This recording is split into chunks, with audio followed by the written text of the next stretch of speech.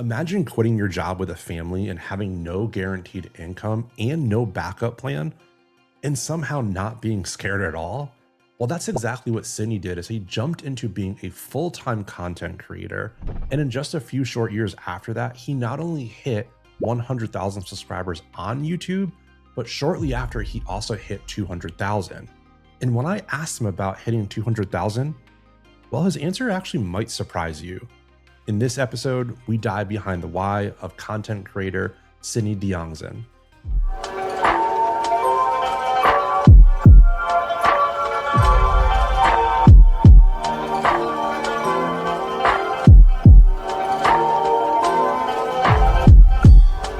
So let's start off by going back a few years, I think back to 2021.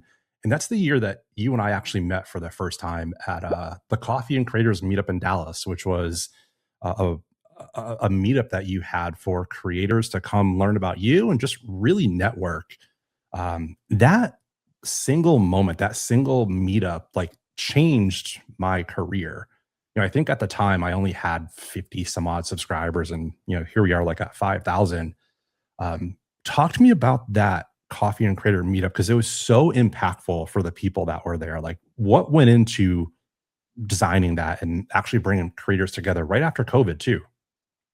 Wow, has it been that long? That's crazy. That was fun. I love coffee and creators. And it wasn't anything where like, oh, I want to do this like epic thing and whatever. Like it was a fun idea that I thought would be that I had just to invite other like-minded people just to, talk shop, grab some coffee, talk YouTube, talk business, just to hang out, you know. Me being originally from California, where almost everyone is a photographer, everyone's a videographer, everyone's in the filmmaking industry. Uh, I didn't know if I was going to have that community when I moved from California to Dallas, and so I just started. I just wanted to create a place where people can gather that kind of felt the same way. And so, and of course, I love coffee. And so yeah, so just kind of just did it. And I think at one point, I mean, it started out with like, you know, average attendance was like maybe 15, 25 people. At one point, it got up to like to 50 people. We couldn't do that again just because it was against like fire code to have that many people in the coffee shop, and so we had to like tone it down. But it was cool, yeah. But it just kind of stemmed from just wanting to create a space for creatives to hang out. That's all it was. Yeah, and like that was exactly what it did because I think from that, a lot of creators that were there, obviously they know who you were and looked up to you in some capacity, but there was a lot of just like mingling and networking that went on. And I think from the I'll bring this picture back up here. I think you're talking to Kyle Walton at the time, I think. And like Oh he and I have man. talked, throughout the years and stuff. So like it's just been crazy how just this one single meetup, like so many little networking opportunities came from it. The funny thing is that that picture right there, I have not changed a bit. I am as You haven't. goofy as heck. Such a Yeah, goofy dude, and that just I totally forgot about that. But yeah, that's on brand. yeah, yeah. I love that. And I think right around that time, if I recall, is when you really started to switch gears from, having your previous, full-time job, which we'll get into, but you went all in on YouTube and being a creator full time. Is that right? Hmm. Yeah, yeah, yeah, and it was that's always a weird transition. Going from a full-time job to something that's I guess unknown in a way. But it was one of those things that I just knew I needed to do. I just felt this itch. I believed in it. I saw the vision very clearly. And as scary as it was at first, in a way, it kind of wasn't because I just knew. I just knew that this was going to be a thing. I knew this was going to be sustainable. I'm a smart guy, did well in high school and college, all that stuff. So I was like, I just knew in me, like, oh no, I could figure this out. I just need to see the vision. Once I see it, cool. Let's make some plans, and let's just go for it. Can you like, I'm going to poke you on that because I talk to a lot of creators who are doing it on the side and they have the dream to do that. But then I always hear like the same things that they're over in their head. They're like, well, if I do that, like I'm not going to have 401k, like I'm not going to have like all these securities and safety blankets that like a full-time job provides. And so how did you navigate like all of those, I guess, worries or insecurities and still just dive all in? Um, it was for me. It actually wasn't really a worry, you know. Although in hindsight, like us having our second child, and I'm about to leave my job, my full time job with all the benefits and all that stuff in retirement to do this thing, it for whatever reason I just didn't worry about it at all. You know, like I'm more of a like let's figure it out as we go kind of guy, you know, and I still am that person. And it just always happens to work out. You know, I just got to make a plan to do it. So I didn't really have a worry. I think I was more worried about not taking that risk and regretting it for the rest of my life. You Yeah. know, Oh, that gotcha. was the thing. That was the thing that I was worried about the most. Like I knew I needed to take this risk, and if it didn't work out, no, not a problem. I can always go back, you know, to my full time job or find a job or something like that. But I just knew at that moment I needed to take the risk because I would regret it for the rest of my life if I didn't. Oh my gosh, the timing of that is wild because literally a few hours ago, I posted a reel on Instagram that talked about what's worse, living knowing you failed at something or living with the regret of not trying something. Totally. So many people like want to have the accolades of like, oh, I accomplished this and I did this, whatever. And it's like, okay, cool. Nobody cares. Like, I fully embrace like failing things. You know what I mean? Because if I fail at this task, okay, I know not to do that again. Let's try something else. You know what I mean? And so I don't know. I feel like even with the whole, I want to leave my full time job to pursue this content creator thing full time. It's like, yeah, that's cool, but you can also be content you doing your full-time job and doing, you know, content creation on the side. Like if you can work that out and you're happy with it, cool. If that doesn't make you happy, then change something about that in your life. And so I feel like either way, either of those directions, there's no wrong or right way to do things. You just got to find contentment in what you're doing, you know? Like, and for me, I wasn't content with just, you know, doing my, videography job. Like I just knew there was something more. I just wanted to scratch that itch. And fortunately it worked out. Yeah, I mean, it's obviously done well, very well for you. If you now are what 4 or 5 years from you doing that, which is crazy, knowing like kind of the landscape of creators nowadays and YouTube and like with AI, would you still make that same jump if it were today? Oh yeah, 100%. I think if I were to do it again, I'd probably like find a proper lawyer, find an accountant, you know, have that foundation of like running a business. Um, Maybe even find like a business partner just to help me run things. If I'd to do it again, I'd probably do it that way versus trying to figure it out. But at the same time, it is kind of fun figuring it out, like all the stuff that I should have done. Yeah. But that's just me personally. I like trying to navigate life on my own way. And if it works out, cool. And if it doesn't, like, all right, I probably should have done it in a different way. But yeah, if I had to do it again, I'd probably just find those little basics, a lawyer and an accountant first. Yeah. It's so crazy to see like how many people have these like huge channels, relatively, of course, and they're doing it all on their own. You know, last week I had another YouTuber on named Talon, and I think he had just hit 10 years and he's at like half a million subscribers. And literally this year was the first time I think he actually started to bring on like a lawyer and got an LLC for his business. And being a creator just teaches you so many different things. Like you've got to wear so many different hats as a content creator. And I don't know if there's many jobs out there that teach you, you know, project management, graphic design, lighting, sound. Like literally there's so many skills that you can take from this and apply it back to the real world per se if you need to. Has that Yeah. ever like made sense to you? Oh yeah, 100%. I mean, fortunately for me, like the schools that I went to in high school, it was such a creative school. Well, I guess even elementary school, like I was just so deep into the arts, you know, whether it's acting, drawing, in high school, did a lot of video stuff and then went to film school for college. And so for me, I was always in that world where you had to wear multiple hats. Especially in college, you know, you just have to figure it out. Like filmmaking is all about problem solving. If you're on set, a light breaks, you got to figure out how to light the scene. You got to, you have to be resourceful.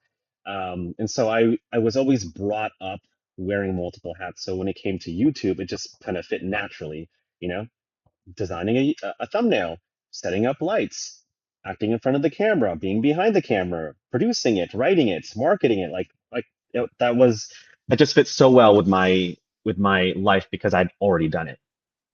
It's almost crazy, like hearing you say that you were actually on a creative path, and like then you went down the corporate journey to like almost take you off your path to bring you back on it.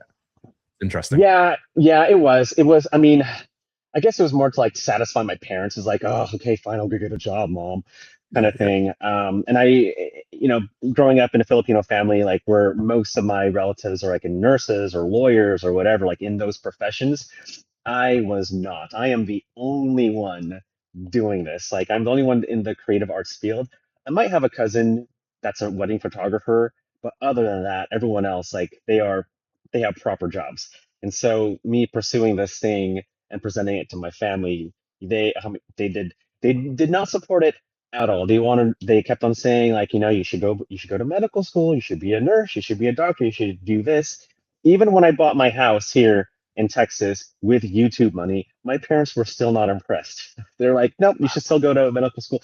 But the funny thing is that when I got them a Traeger grill for free, that's when they said, you know what, Sydney, you should do YouTube. You should continue to do this just because you got a free product. Yeah, all because of the grill. That's it. That's it. So I've won them over with a grill.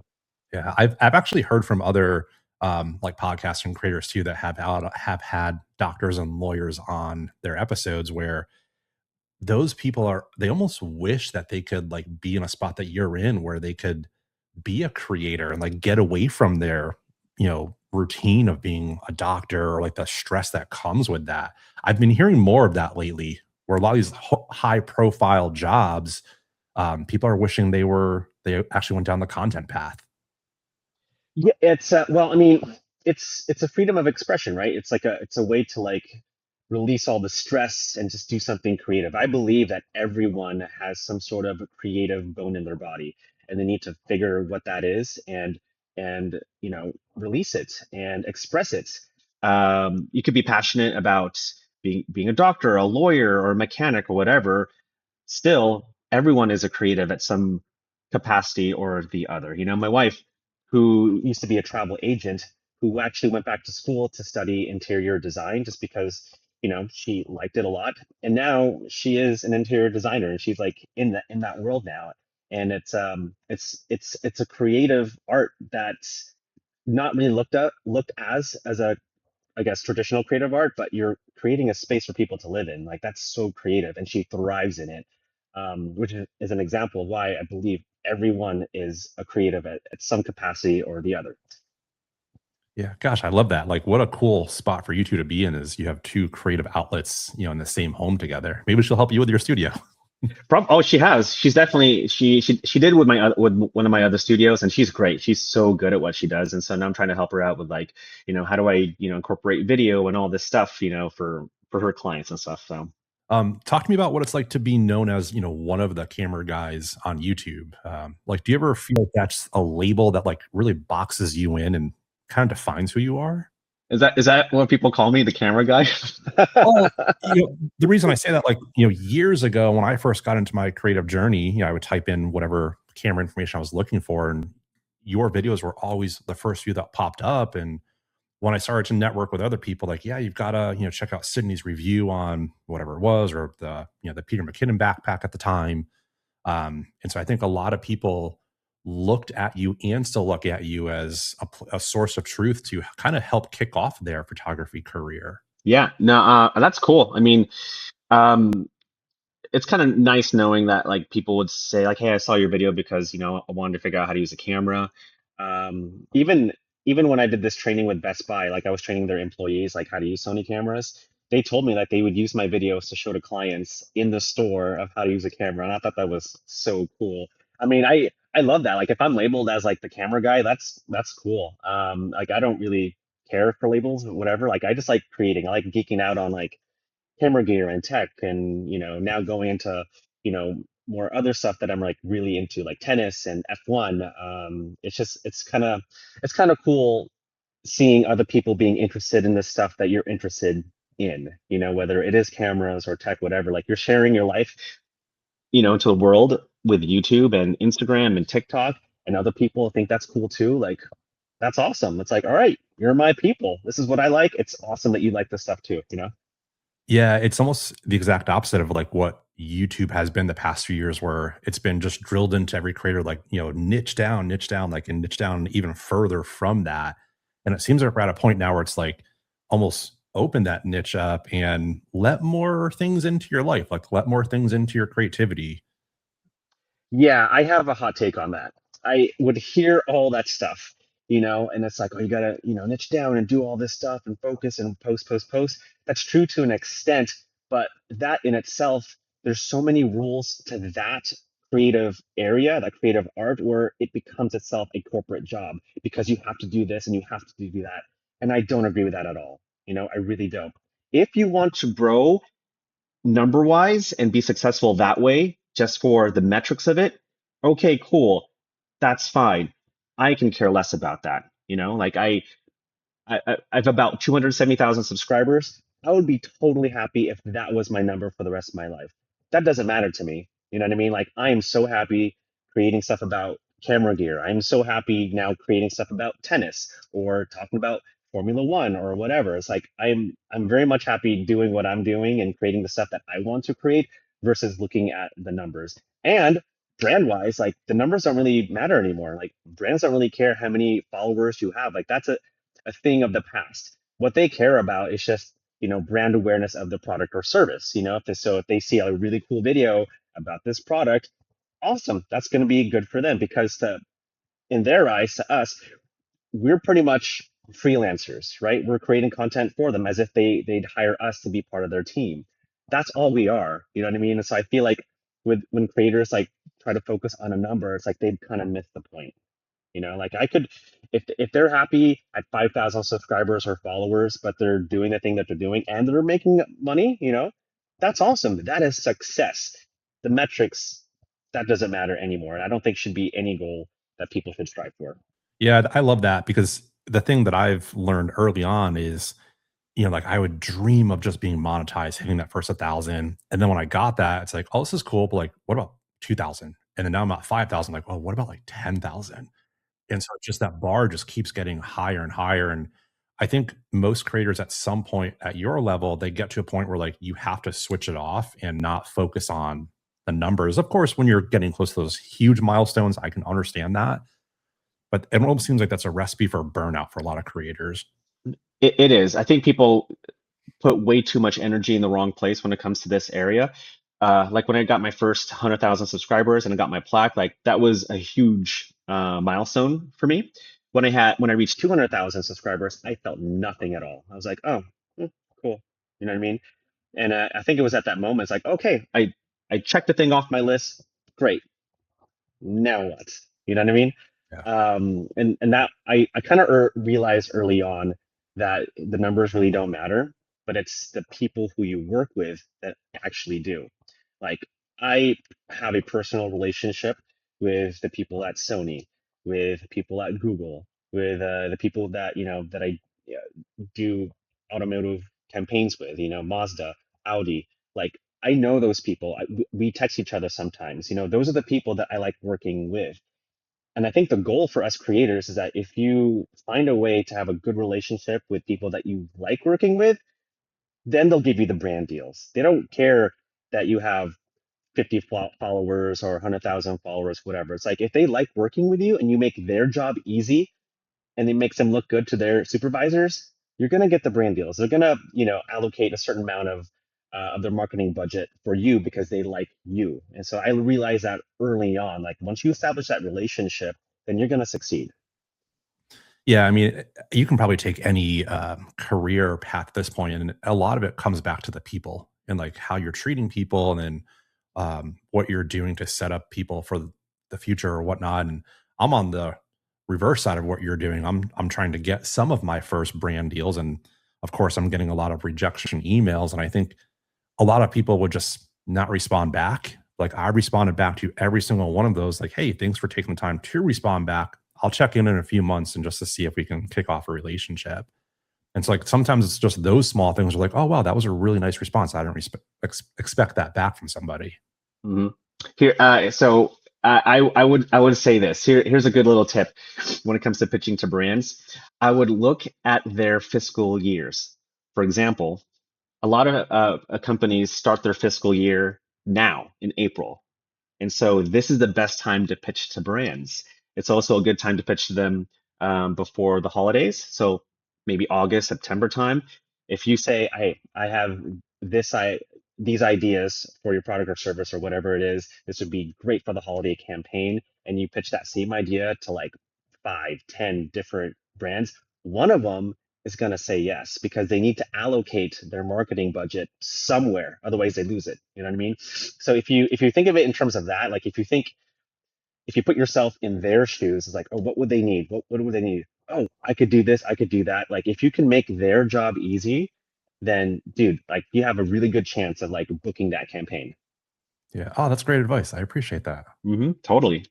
Yeah, and I think that kind of goes back to what you had mentioned. I think it was on one of the more recent podcasts you had done in the last year or so, where you talked about the importance of systems in your life. Mhm. And I think you had said that like Mondays are your like admin days or something.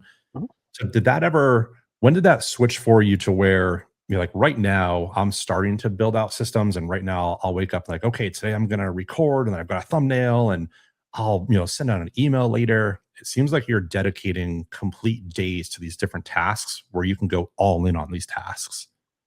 I only do that because I know myself. I'm very self-aware of my strengths and weaknesses.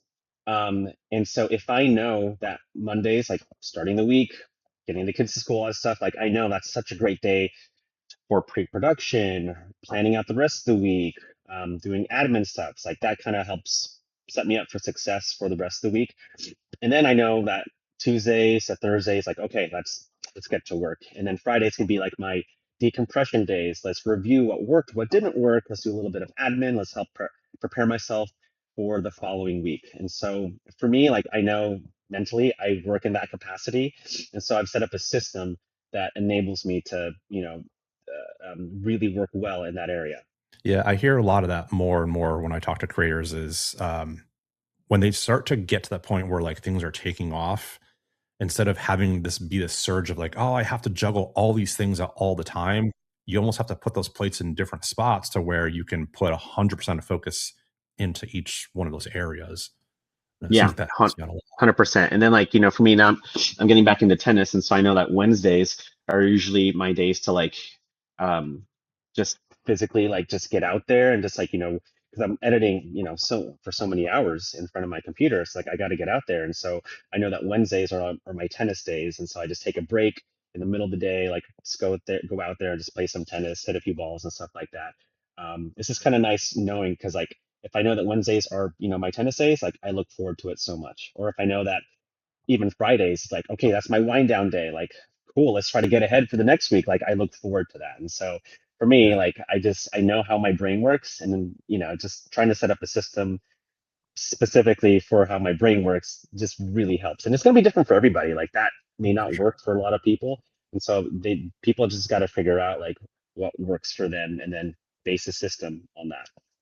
Yeah, for sure. In doing everything that you're doing, you don't really have a manager or like a boss per se that's like watching when you clock in or clock out. So how do you stay motivated, year after year from doing this? And especially in the camera, we'll call it niche, right? Where honestly, like cameras are switching small things every year. And so like to stay motivated to like talk about these new features, how are you doing that?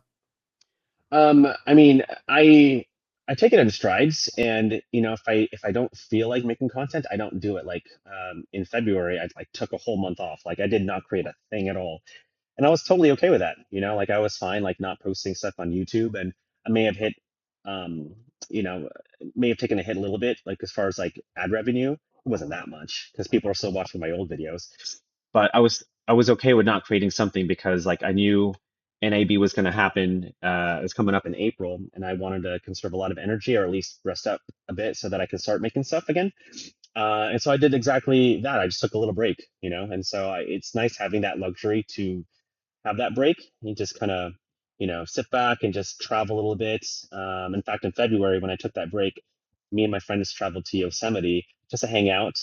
But we did, some filming here and there. And so now we've kind of created a little mini documentary with that, which is coming out tomorrow, which I'm really, really excited about. Oh, And cool. so now that I've taken my break, now you're going to see a lot of videos come out. But that's only because I took that break. Yeah. I had the time to rest, and now that I'm fully and I guess refueled, like it's like full steam ahead now. Yeah. So it almost sounds like you had a little spout of burnout there. Like, talk to me about what happens when you feel that or you catch that in the past. Is it you just full stop, like, hey, I'm not creating anything for X amount of time? Or like, how do you juggle that? Yeah, I mean, I think at the beginning I was like, oh, I'm so tired. I got to keep going. Got to, post every week, do all this stuff, niche down, follow the rules, all that stuff. And then it was affecting my relationship with myself and my family because I was just frustrated and anxious all the time. It didn't make family time enjoyable because I was like just thinking about the next thing, or I was present with my wife, but I wasn't mentally present, just hanging out with her and stuff like that. And we had a good talk about it, and it was really revelatory. And I didn't know that was happening at the time. But after realizing it and like, saying, wow, what I do, I don't want that affecting the relationship that I have with my family. Like I love my family so much. We have such a good relationship. When we go on vacation, like I really want to clock out and just like have such a good time. You know what I mean? And so yeah, so I had to like mentally and make a conscious effort to like clock out like by 5 or 6 or whatever it is, or and it took me a while to get used to that, but maybe like a good year to transition into that. But since then, like now that I've like I know like where my boundaries are, it's such a relieving thing. Like it's so good. Like when I go on vacation, it's like I do not want to make a single video, and I don't even care. And I think it's letting go of the the constant urge to post. Is the thing, and that's only to the fault of us creators for talking about that in the first place. Is like we talk about it so much, and it's like, oh, guys, slow down, take it easy, right? Just because you haven't posted like in 3 days doesn't mean people think that you've retired. It's like that's so silly. You know what I mean? Like if you can't think of anything to post, then don't post. You don't need to. You know what I mean? Like just you need to feel it out. And it goes back to contentment. Like are you happy with where you are in life right now, or is posting making you happy? Well, actually it's not. Maybe it's something else. Maybe you just need to go to the gym more, relieve some physical stress or whatever it is, go for a walk, or maybe you just need to go for a vacation. You know what I mean? Just take a break from the whole thing, or go see a movie, or whatever it is. And so I don't know. I feel like this whole content creation world, it's wonderful. There's definitely some dark sides to it, but a lot of it I think stems from wanting to be mini celebrities, so to speak. Oh, You know for what I sure. mean? And that can lead to burnout because they want to achieve this level of success. They want to get the numbers. They want to do this. They want to get the brand deals. And I don't know. I feel like that's a dangerous line to walk, just because like you could fall into this rabbit hole of wanting to create and do this and do all that, where like you're forgetting to live. And to me, a dad of 3 kids is like that's the most important thing. I just want to live the best life possible, with my family, my friends, and just like have such a good time living. Yeah, thanks for opening up and talking about that, because I think that right there is something that a lot of creators actually go through, but for some reason, they don't talk about it. I think in some way, all of us that are in the creative space, like we want to kind of become low key famous, or like, have this following, or have people that know you in a way, but no one really talks about that. And just to switch gears a little bit for me, you and I talked in the green room before this. I jumped into the photography side, into paintball the past few years, and it exploded. Like I would go to events and people would stop me for my autograph, for selfies, and like it was just this wild phenomenon of like I felt like a rock star. And then I'd come back to the hotel room and like I'd be exhausted. Amanda would be like, "Why aren't you the same person that you are there?" I'm like, I'm drained just from having to be on all the time when you see people. And I just don't know if people understand that side of it, where like that side of kind of being famous in a way where people expect a version of you every single time. Yeah, I think you just gotta see people as people. Like when I was at film school, I'd work on set on some on a movie and a couple of TV shows, and just seeing and hanging out with some of the actors, you sure you'll get starstruck, but then you realize like, oh, actually they're kind of chill. They're just like normal people. They have a job. They got to do this job kind of thing. They just have to wear, the coat of being a celebrity, but they're just people, Um, and so I think we glorify being a celebrity or a celebrity as an influencer way too much when it's just like, in a way, this is just a job. Like the brands that I work with, they're no different to like the clients that I locally work with. Like it's a gig. You know what I mean? It's a gig that I actually love, and I'm very fortunate to have and find success in it. But at the end of the day, man, it's a job.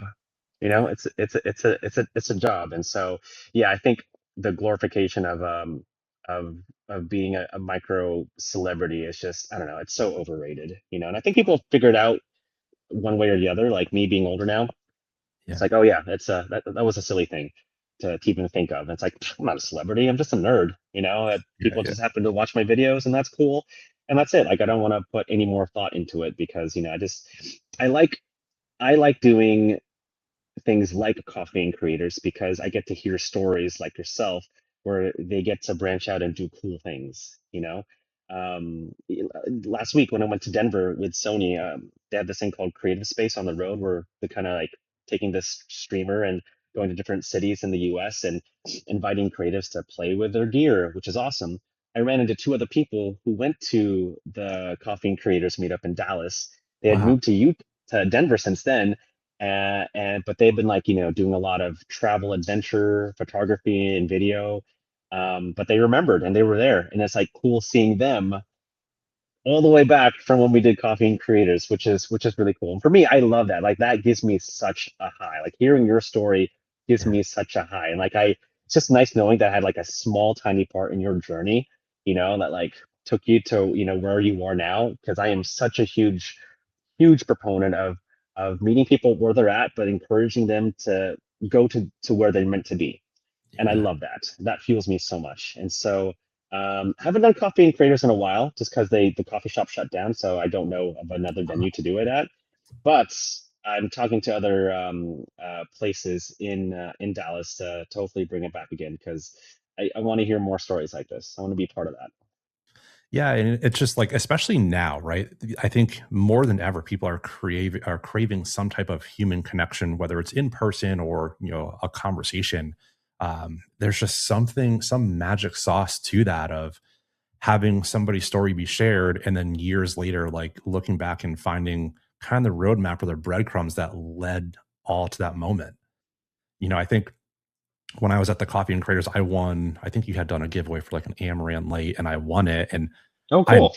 no idea at the time, like, what it was or how to use it, and, here we are years later, like, I've Is that the now light? Are you using it right now? no, this is, like, the bigger one they have, like, the one Oh, with that's so cool. yeah, but, like, it's cool to, like, I got this, and it's like, I don't know what it is, I'm gonna go back and use it, and I did, like, I used it for my art videos, and because of that, like, I've learned more about lighting and positioning, so it's so crazy how many small little micro things can change somebody's career without even knowing it at that time. When you give people opportunities, they can thrive. when because when people are placed into a corner and they're being told not to do this or do that, whatever, it's like you're patronizing them. You're backing them to a corner where they can't grow. But when you like open the door for somebody or give them a chance to do something, whether it's at a meetup or you give them a piece of gear or you tell them a word of encouragement, if you give them that opportunity, people can thrive. And so that's something that I promised myself that I would always do, just because way back when I started getting into photography, I, I did some fun things with my friends where I was like, hey, we're gonna do like a cool fashion photo shoot, bring your cameras, let's just come and hang out and learn together kind of thing. And so we do that. And then one of my friends ended up becoming like a really successful wedding photographer. Where years later, when I moved to England, I couldn't find a job and I just got into photography, went into the wedding business. I asked him for help. It's like, hey, can you give me some advice on how to, succeed as a wedding photographer? Nothing, nothing at all. And I was like, dude, that sucks. We did this whole thing back in the day where, you got into photography because of the thing that I started, but now you don't want to help me because you see me as competition. That sucks. And so when I did YouTube, I was like, if I ever make it, if I ever become remotely successful, I do not want to gatekeep at all. Like I want to send the elevator back down because I want to bring as many people as I can possible because people have stories to share and they're worth sharing. And if you place people in a corner, they can't tell those stories. They can't grow. And so for me, I am such a huge proponent of like always giving people and finding ways to give people an opportunity. And if they have an opportunity, the smallest of chances, the smallest of opportunities, then who knows what amazing things that they can do. Yeah, I mean, you're spot on. Like, there could be a chance where maybe if I didn't go to that coffee and creator meetup, maybe I wouldn't have picked up a camera and had this award-winning career. And now that I'm in that, like I'm one of the top, photographers in the sport. Like people come up to me and they're almost nervous to talk to me. And so I try to humanize like you and like, hey, whatever you need, like I will tell you all of my secret sauce. I'll tell you my settings, like how I'm, setting up for different shots. And people are just blown away at the thought of like, you would do that. And we limit so many other people by gatekeeping of because I'm here and I have this success, I don't want anyone else to touch it.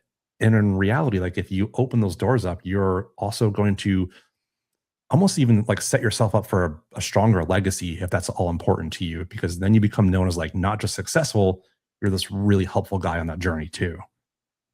It's also just being a nice person.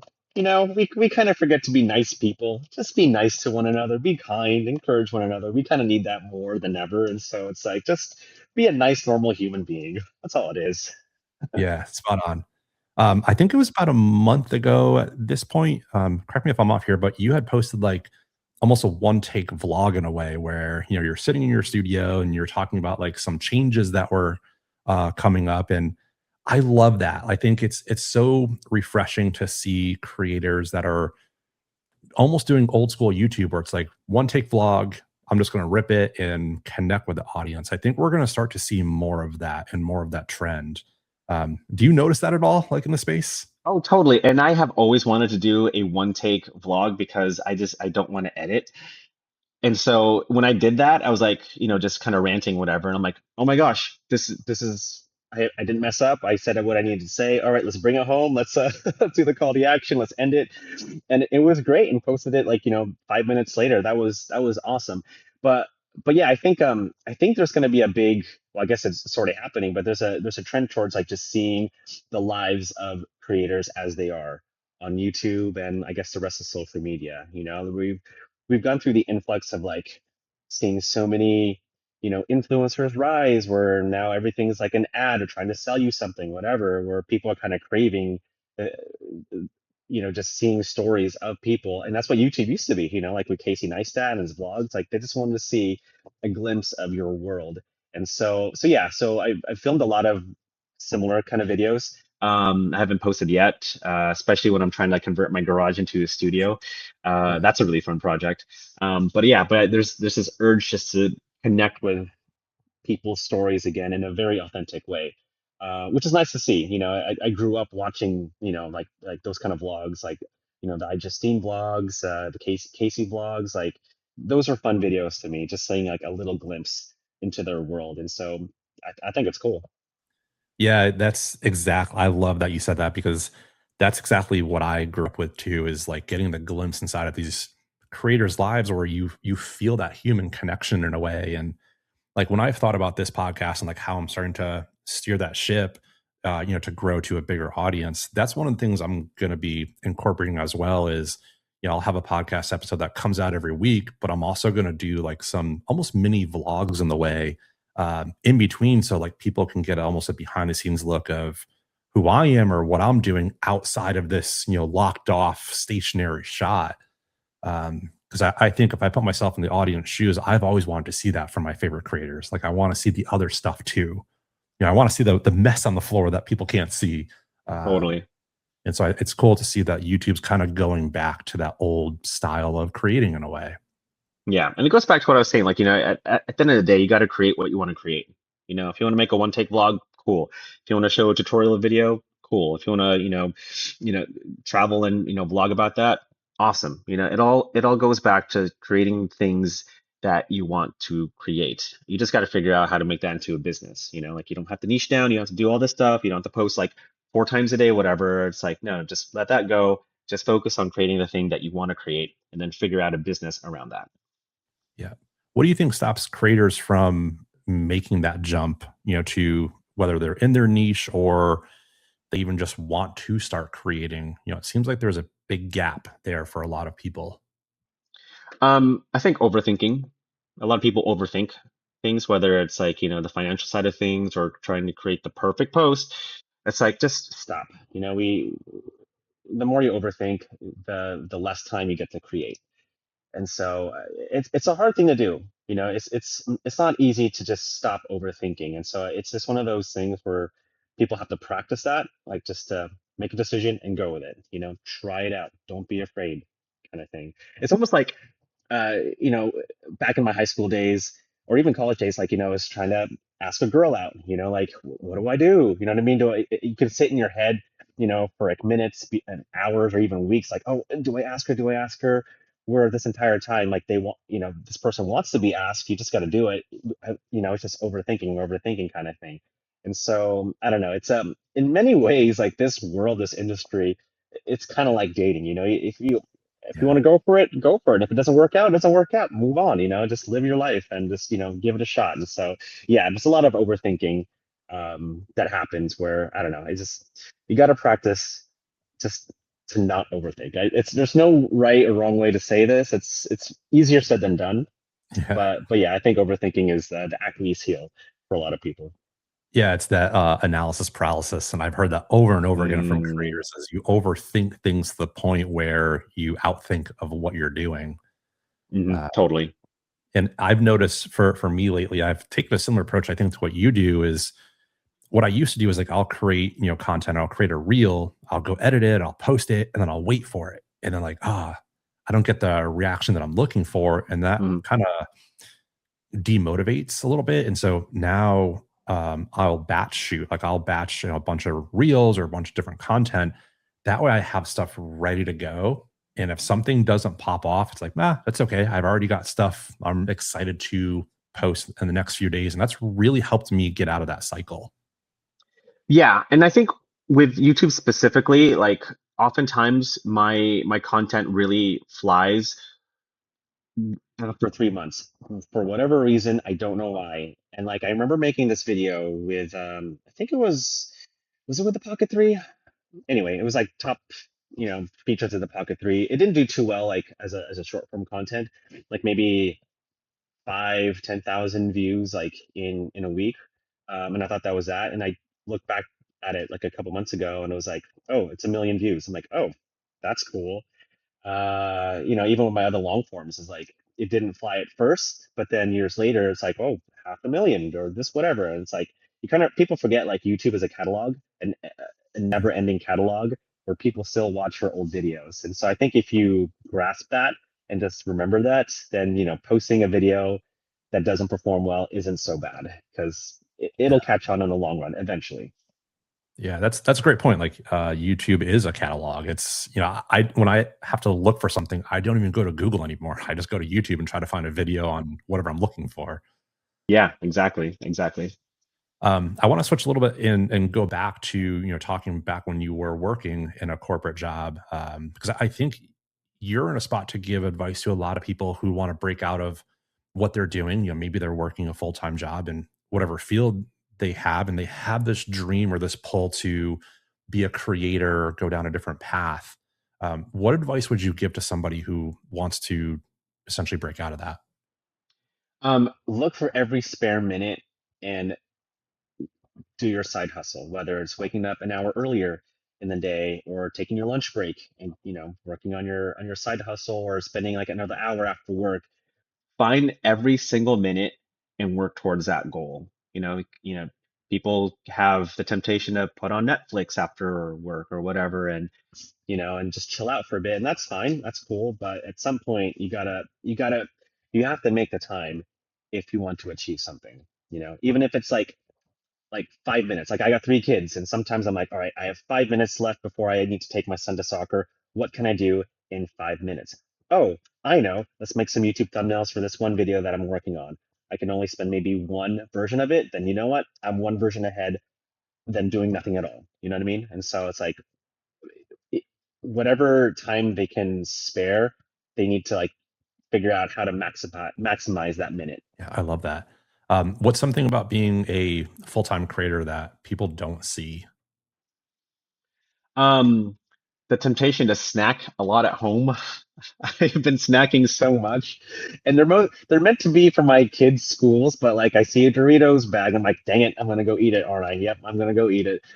No, I think I guess on the professional side, the running the business is pretty difficult, or at least challenging. Like the day-to-day stuff, like taxes are coming up, and it's like, oh shoot, I gotta go handle that. Or bookkeeping every month, like do these expenses, reconcile? Like are they good?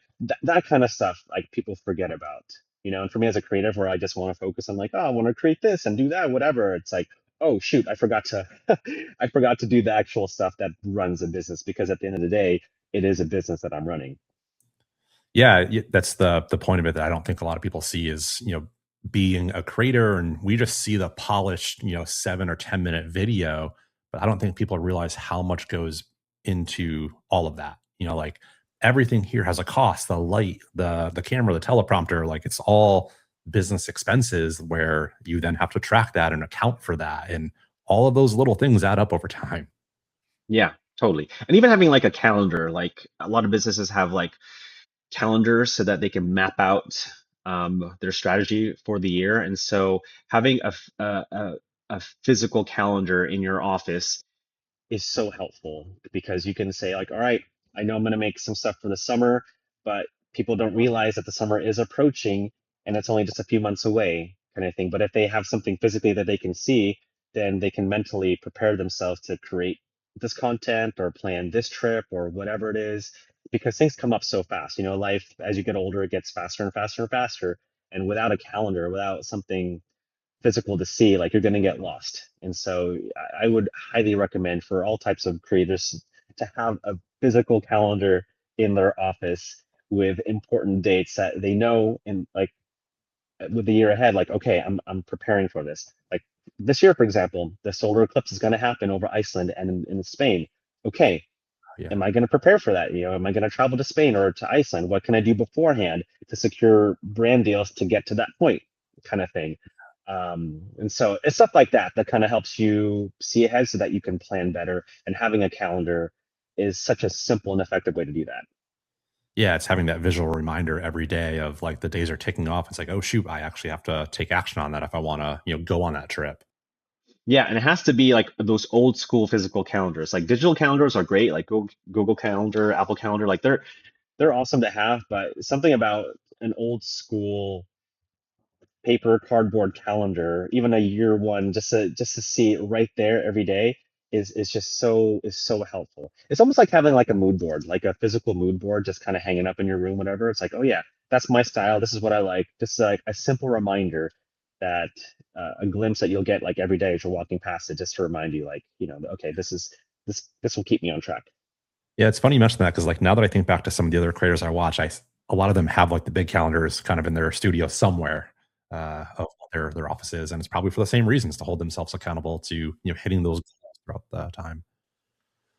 What do you think is harder? Is it getting to the point where you can go full time doing this, or when you're at that point, is it harder sustaining it moving forward? Ooh, good question. I think when you're trying to grow, you have this excited energy to like reach that milestone, which can be challenging in itself, because you gotta figure out how to make time to do this, and create and all that stuff. But it's almost harder to sustain that, because like if you reach the top of the hill, right, can you keep going? it's a marathon, and so you got to figure out, what those systems are that are going to help you succeed, like, setting up an LLC, finding an accountant, designating days to do certain amount of work, or figuring out your content calendar schedule, that kind of stuff. It's hard to keep that up, but also, like, if you position yourself and have the mindset like, all right, I'm a business owner, I'm running this business kind of thing, what can I do to succeed as a business first? The content creation part is, the stuff that comes afterwards, but how can I set myself up to succeed as a business for the long haul? And so, so yeah, and it goes back to like setting up proper systems that pertain to your specific type of workflow. I think is probably one of the most key, I guess, not secrets, but like, I guess it is a hack in a way just to help you succeed. Yeah, it's almost I think you're talking about systems a lot, and my mind just went to when you have systems, you're also holding yourself accountable to those systems. And it's like Yeah, that it creates that consistency, almost that loop that goes back and forth. yeah, totally. Let's shift and talk about your family a little bit. Like you've talked about them a lot in this podcast, and I've known you for a little bit, and like I know how important they are to you. Um, Being a creator, you're not just juggling that; you're juggling being a husband, being a dad. Um, I struggle with it where I can't turn off my creative brain any time of the day. Um, so, talk to me about one, how you do that now, and the second part of that is, at what point were you able to get to a spot where you were able to turn it off? Because I think that brings up a lot of tension for a lot of creators early on where they're just thinking about it 24/7. I think it starts with not thinking about your life as a juggling act. Like, I'm not, I don't want to live my life juggling a marriage, juggling a family, juggling my career, because it it almost like it almost talks down on all those things in your life. You know what I mean? It's like I don't need to live my life juggling these things. Like, I get to have these things, and it's my job to sustain it. I'm not, it's Yeah. not fair for my wife to say, hey, I'm juggling my marriage with you, or to my kids, I'm juggling my relationship with you. It's like, no, no, no.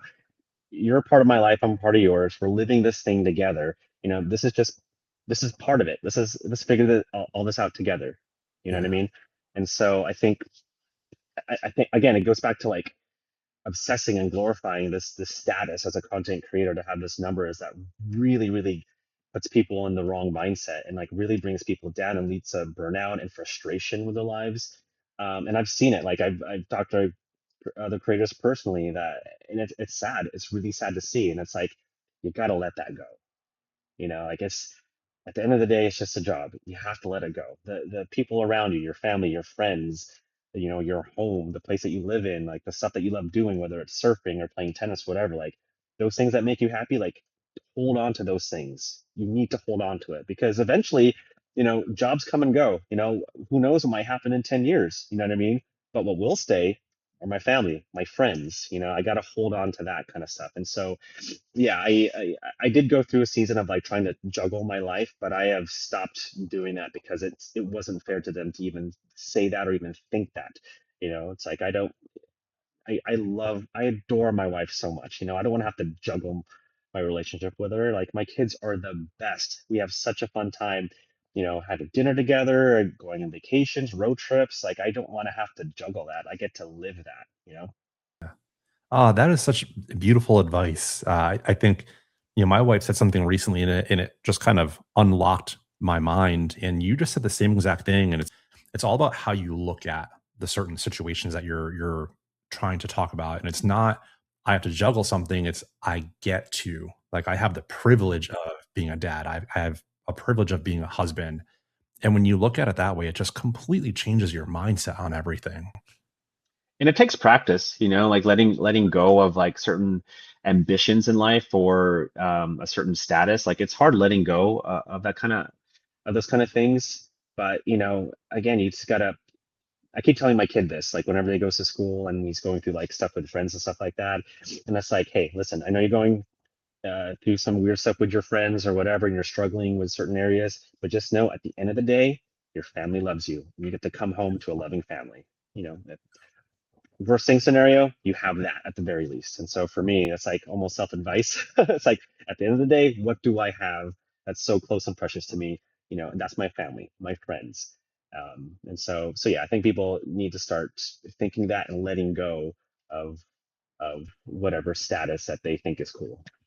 Yeah, it's a lot of that ego work that people don't know they have to go through sometimes, is letting go of that self or letting go of that ego to be more Hmm. present with people. Yeah, totally. Talk to me about what it's like for your son to have a dad as a YouTuber. I think so many kids nowadays don't want to be doctors or firefighters; they want to be YouTubers, and so like you're living off of kids' dreams. I mean, obviously they think it's cool and they, tell their friends like, "Oh, my dad's a YouTuber" and stuff like that. But I don't think they understand like how exactly how it works. Like my kid wants this gaming chair with a massager, a back massager. He goes, "Hey, can you just like make a video about that and I'll get a free chair?" And I'm like, "No, dude, I'm not gonna do that. That's not how it works. I mean, it kind of, but I don't want to do that." And just one, I went to my daughter's class little party for the holidays, and there were like little whispers in the classroom, and her friends would come up to me and go, "Hey, are you a YouTuber?" And I go, "Oh yeah, yeah, yeah. Do you know Mr. Beast?" I'm like, "Well, I mean, I met him, but we're not like friends, whatever." He goes, "Oh, that's so cool." But the same kid, and there was like a line of them. They would walk up to me and he'd be like, "Hey, can you give me money?" I'm like, "No, dude, that's not how it works. I don't own a Lamborghini. Like, I'm not. No, no, no. It's don't. No, no, no. That's not how it works, buddy." Yeah, it's so funny Isn't the that the funniest? perception. Yeah, Yeah, it's the funniest thing. At the same time, and it's so hard to like to to have conversations with like my kids' friends' parents, like at birthday parties, because they're all mature, grown adults, like who are bankers and lawyers and project managers of this big copper wire company or whatever. And they ask, "Hey, so what do you do?" They make videos online, I guess. So it's like even though like I'm a grown adult, it still feels like I'm the kid in the room when I'm talking to these proper yeah. grown-ups. That's so interesting because, like, I think almost verbatim, you said that exact same thing at that coffee and creator meetup a few years ago. You're like, I still struggle with what do I tell people I do when they ask me what my career is. It has not changed. The last birthday party I went to, oh man, it was rough. It was rough having those conversations. So I'd much rather like just talk about like, I don't know, sports or racing or other things other than just YouTube. Yeah, it's interesting because, like, that's something that is obviously providing a livelihood for who you are, and like to a lot of other people, like, wow, I would dream to be in Sydney's spot, and to hear you like, I actually don't even want to talk about it because it's almost uncomfortable. It's interesting, I think, for a lot of people to hear that. It's more for me. It's more about like I don't want to have to explain it again, kind of thing of how it works. Because like obviously they're curious, like how do you make money and all that stuff, and like I'll give them the spiel and all that stuff. But it's like first of all, I don't like kids' birthday parties. I don't even like my own kids' birthday parties. I just and don't enjoy them at all. And so to have a conversation at a birthday party, I'm like, oh, I don't want to do it. And so yeah, I'd much rather talk about something something else. You almost need to wear like a necklace with like the signs on, like, okay, here's the questions, and just like hand them out of here's how you make money, here's what I do, here's how awkward it Totally. is. And it's fine for the most part, but I think it's like the other parents who like kind of like look down on your job. It's like, oh well. And I live in, the Dallas area where there's like, the Dallas mindset. And so if you're not living the Dallas lifestyle, it's like people can look down on you. Learn that the hard way. Yeah, totally. Um, Tell me about like if your kids now come up to you and then and they say, "Hey, Dad, I want to be a YouTuber in my career." What advice would you give them? I would say go for it. If you want to do it, let's do it together. Let's figure it out. My daughter started making like, clip videos, which is awesome. And I'm like, oh, how did you know how to do that? And he goes, I don't know. I just watched you. I'm like, oh, that's cool. Well, let's do something together, kind of thing. So I encourage it, even if they would decide to be something else later on, like I'll encourage that too. I feel like in this age, this is like the exploratory age where they have to figure out what they like. And, if they like tennis one year, then let's go do that. If they want to do gymnastics, let's do that. If they want to do YouTube, whatever, let's go do that. And so I think going on the journey with your kids is really important versus Yeah. just saying, hey, yeah, you want to do this? Cool. You go do that or you do this, whatever, like pointing them in a direction, like I don't feel like is the right way. But I feel like walking with your kids to do the thing that they want to do is not only like encouraging, but you're spending time with your kid, you're trying to figure it out together, and you're also seeing them grow up and figuring out what the type of creative things that they like. And to me, Yeah. that's as a dad, that's really, really cool. Ah, that's awesome. And especially like if there's a creator aspect to that, you kind of get to document it in a way too. It's like you're almost creating memories for you and the family. Totally. Yeah, it's fun. It's we're pretty much a family that has like cameras, and I got them cameras for Christmas, which is really cool, like little snap cameras, and it's just really cool seeing them like just do that and capture photos, and it's cool. It's nice like being in a family that does that together. Yeah. What a gift that you're giving to them, for the rest of their lives too. And for you when you're older and they're out of the house finally, and you can always look back at those moments. Oh, 100%. Yeah. I've got a few more for you. Let's vision out a year from now. Where do you see yourself, content wise, or like what are you doing a year from now? Because I know you had mentioned that you're kind of switching gears a little bit. Yeah, so I kind of wanted to, I like changing things up because I get bored easily. So I recently started a new boutique um, social media agency where, I kind of want to service more the local small businesses in my area, which is what I started out, many many years ago before I did YouTube, and I'd missed that. Like it's one thing like making videos for big global brands and then getting the approval, but in many ways it's also a corporate video. You're trying to appease, the board or whatever it is, and that's fine and all. But then there's something about like working with a local business owner, helping them see a vision and being part of their journey is just so cool. Like right now, I'm working with this local bridal shop owner who wants to tell the story of her shop, and I think that's like the coolest thing. I'm not like getting tons of money for it, but it's like it's something.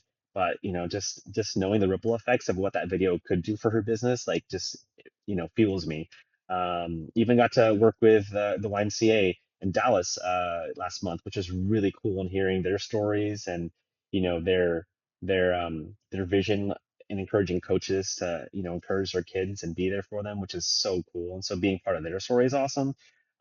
So years from now, hopefully that will grow to a team where I can just like hire editors and filmmakers and photographers, and hopefully have a studio in my area that's accessible for small businesses to like rent out for a fraction of the standard rate, or just a place where people can just grow and talk shop and strategize how can they grow their company and stuff like that. Very similar to coffee and creators, just kind of like giving a setting up a space, giving people opportunity so that they can grow their business is probably something that have been really passionate about, which I didn't know I had a passion for, but I like seeing people go from where they are to where they need to be. And so if I can do that through this little production company that I started, in like 5-10 years would be so cool to have. I definitely see like a studio with different rooms and people just kind of going for it. You know what I mean? It's like I can't rent a whole space for $500. No problem. You can do it for 10, kind of thing. You know what I mean? So Yeah. that'd be pretty sick. Oh, that's so cool. Like it's interesting to hear because I think a lot of people, they think of these huge brands and like that's the goal, right? Like I gotta work with these brands. And now that you've done that, it's almost like you're kind of coming back to that true creator of who you are of I just want to help people. And like I don't want to talk to like the board. I don't want to talk to all these corporate companies. I just want to help like the person grow their thing that they're doing. I just like people, man. I think people are just so cool and fascinating, and I just love hearing people's stories. Like even when I shot, portraits and did weddings, like it was just cool, like just hearing the couple story, or this person, like, and then seeing their faces light up when they saw a picture of themselves. Like I loved it. Even that thing I did with Sony a couple weeks ago, just people would say like, oh, I don't do well in front of the camera, but sure, I guess you could take my portraits, and they would light up and like, that's a picture of me. I'm like, yeah, this is what it is. Like I love that. It's so cool. And so like I know I have a pretty unique gift when it comes to like cameras for whatever reason. And so if I can utilize like that one specialty to like, encourage other people, I think that'd be pretty cool. Yeah, you've got such an incredible gift. Like the camera talents is one thing, but to have the personality that goes with the camera to make people feel comfortable, like that's a secret sauce that I don't know a lot of people Oh, have thanks. unlocked. Thanks, man. Appreciate that. Of course. I've got one more question for you, and this is kind of like pulls everything full circle, and it's really been like the backbone of this podcast is what's the why? Like, what's the why behind what you're doing? Why do you choose every day to pick up a camera? Why did you pick up a camera years ago, and what motivates you still to continue to do that and not go back to a corporate job? Um, Stories are so important, and capturing stories with the camera is probably one of the best ways to do that. Um, like I would hear awesome stories from like my grandparents from how they grew up in the Philippines, and it would just be, just word of mouth or whatever. I would have loved to have seen photographs or videos like of their story. You know what I mean? Um, and so now that we have that technology to capture these stories visually and with audio and to craft how that person felt at that time through music and piecing it all together, like it's such a cool time to be alive. And I feel like it's more important than ever to share those stories because it's so accessible. Even with your phone, people can do it with their phones nowadays. And so if people can share their stories, you know, there's a lot of encouragement that can go around because people's stories, I believe, are very encouraging. Hearing your story is very encouraging, um, which is funny because the whole coffee and creators thing just stemmed from a simple idea, and then all of a sudden, these little branches would grow to see these people do these amazing things. It's awesome. You know what I mean? And it all starts with just sharing their stories at the coffee and creators event. And so yeah, so for me, my why is like sharing stories. I will always want to share my story. I want to hear other people's stories, and if I can encourage other people to share their stories, like that can last for generations. And that to me is a well worth legacy. Gosh, what a beautiful way to end this podcast. I don't think I could have scripted that any better. That's amazing. What a great answer. So awesome. Well, Cindy, thank you so much for doing this. And I know you're crazy busy with all the content you're making. So to carve out a little bit of time for this and my audience, and hopefully some of the people that have been following you for years will see this and maybe get a different glimpse of who you are. I think that's the gold in seeing creators. So thank you so much for coming on. Hey, my pleasure. Thanks for having me. Yeah. So to everyone else, thank you for tuning in to another episode of the Shellda podcast, and we'll catch you next time. See you.